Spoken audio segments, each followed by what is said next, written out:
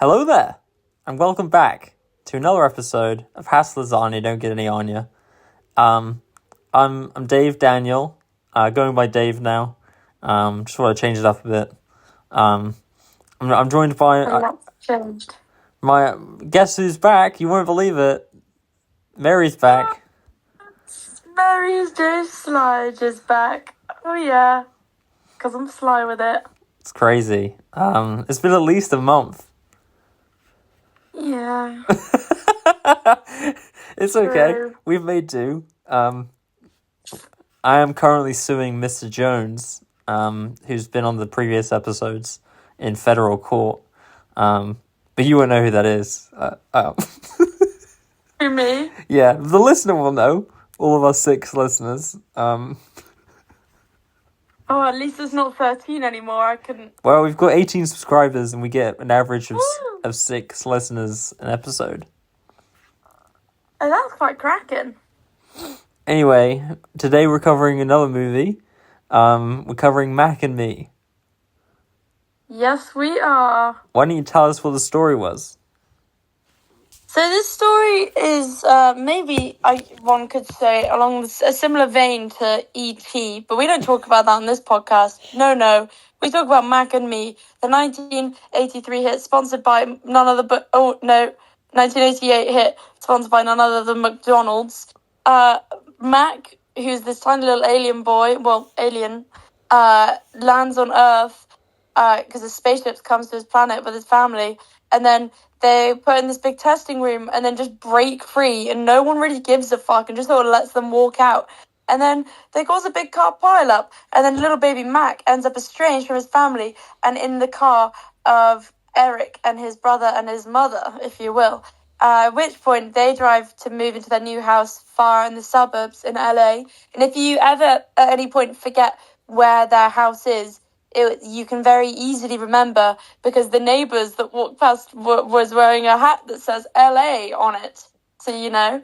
And then what else happens? Oh, yeah. One of those classic things around the house keep going a bit funny. The remote control cars go off their rocker. There's a little bit of this, a little bit of that, you know.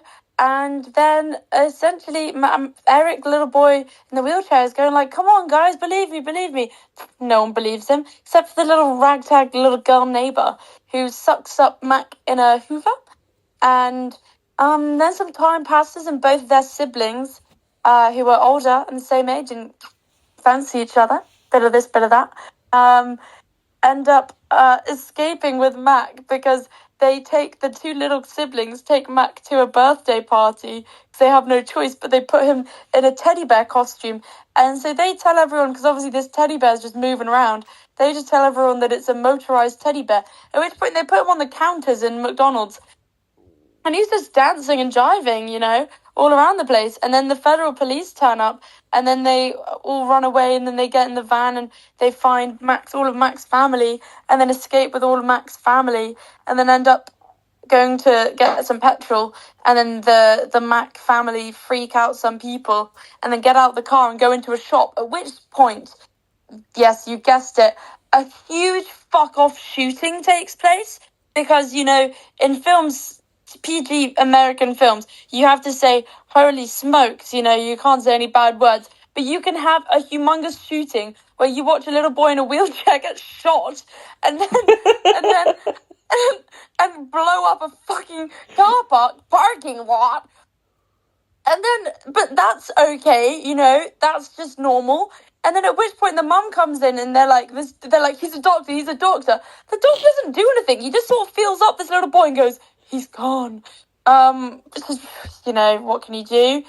Probably more than that if you're an actual doctor. Freaking quack, I bet. And then, yeah. But then, luckily, the Mac family come over and... because that's, you know, how they chat. And then they just bring him back to life. For my, you know, just pure medical marvel mystery, beautiful stuff. And my absolute favourite thing about this film is the ending in which the Mac family, dressed in like bright blue, JFK suits and American badges, and the mum's wearing like pearl earrings. Literally, they're dressed like the Kennedys. They are dressed like JFK and Jackie Kennedy, except she wasn't eating any sheet metal. But then they become American citizens. Because obviously, if you're a fucking alien who can perform medical marvels on people, like, what's it called? What's that book with Tom Hanks when he's got a UTI and that guy, and he works on death row, and that guy, like, he's got the magic. Green Mile. Green Mile? Yeah, like that. And they were just sort of like, oh, yeah, you know what? They're good chaps. Let's just let them live their lives. Not even gonna, like, keep them hostage and make them, test on them. Which, like, obviously, if they did that, I'd be like, oh, no, that's bad. But I'd respect it a bit. Like, anyway, that's the news of me. That was great. That was a great rundown of the story. Very detailed. It just boggles me. I'm absolutely boggled, David. Anyway, we're moving on to thoughts and opinions. Oh, sorry, I should have saved that thought. It's okay. I'm more loose these days. Since you've been gone, I've got more loose. I wrote, the frame rate is slow and the image is grainy, but that's the price that comes with watching this for free on YouTube. See, I was going to say the frame rate is really fast and blurry because I watched it on 1.5 speed. Another opinion is everyone should watch this film on 1.5 speed. I kept on having to pause it and rewatch bits because I was absolutely not yanking myself, Jesus. I meant to say laughing, like I was laughing a lot. God, sorry, you could talk for a bit.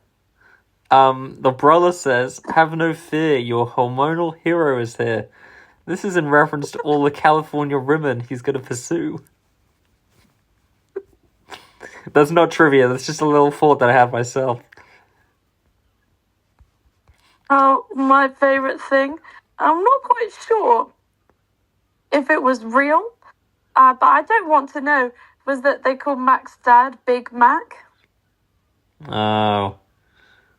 Why isn't he out of the picture? Is that his brother? I don't know, I watched this movie ages ago.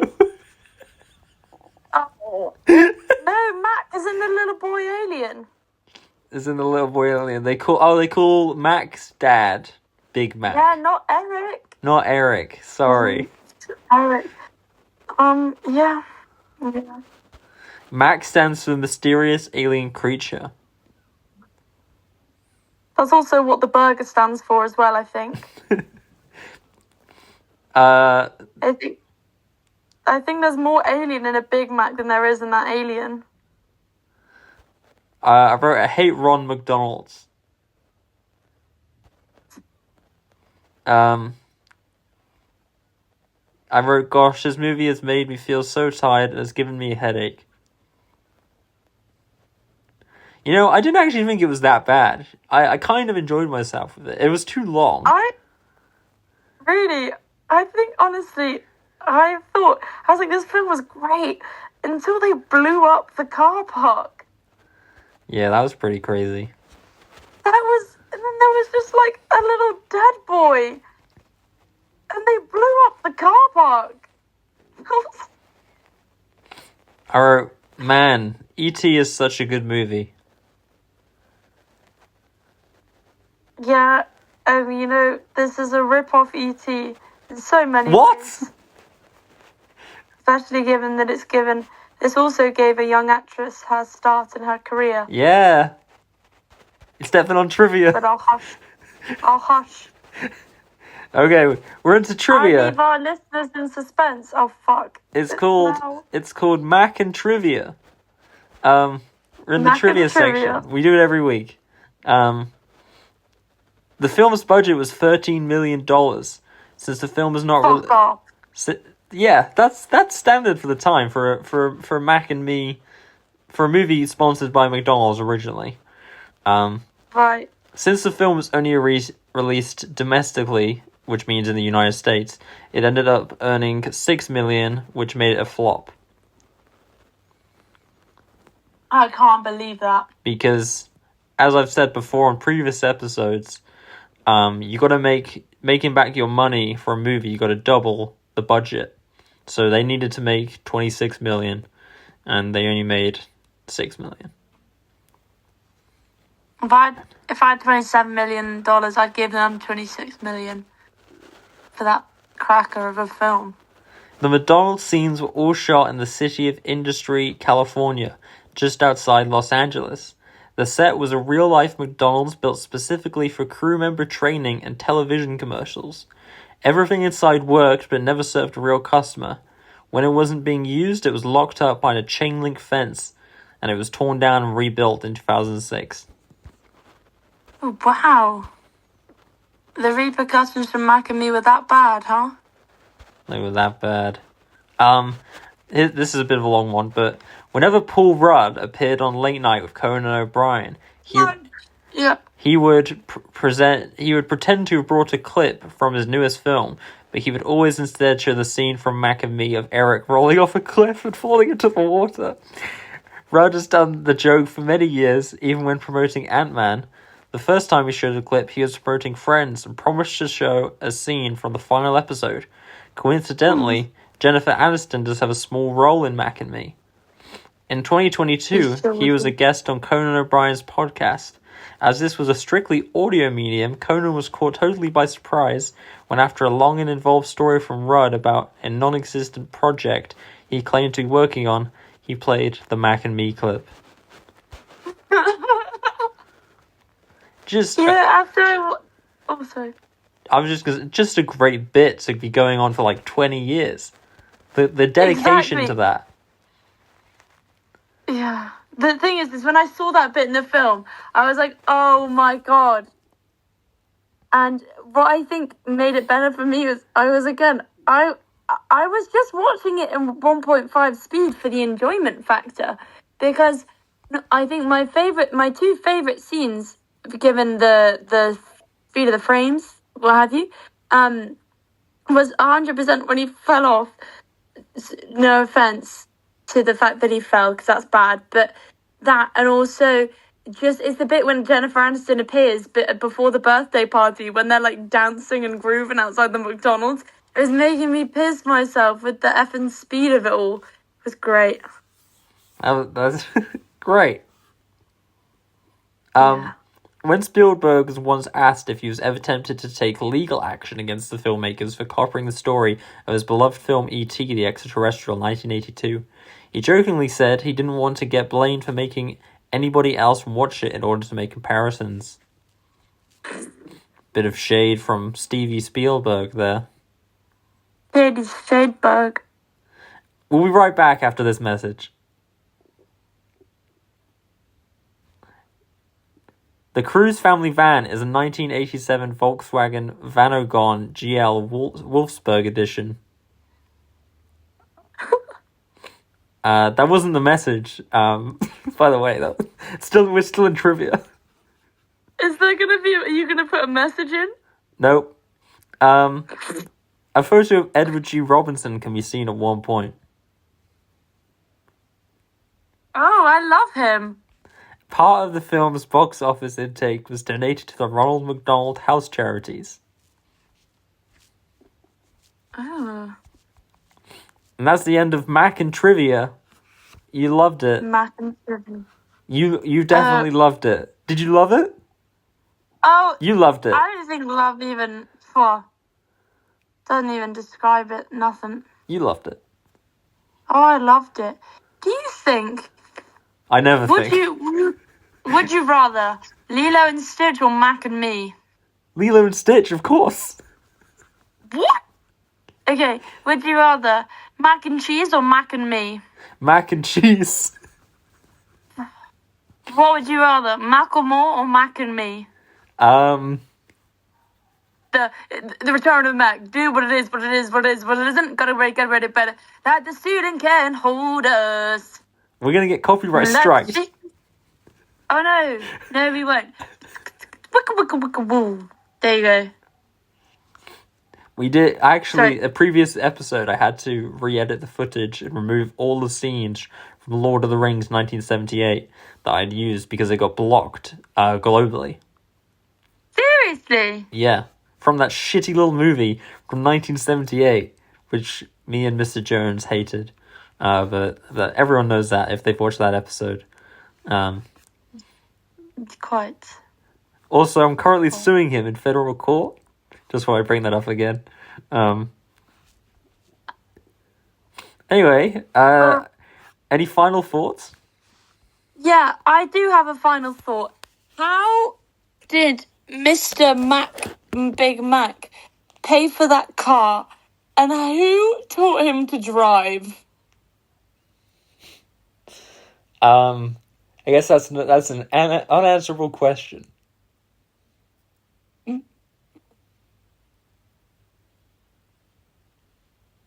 Well, that's been the show.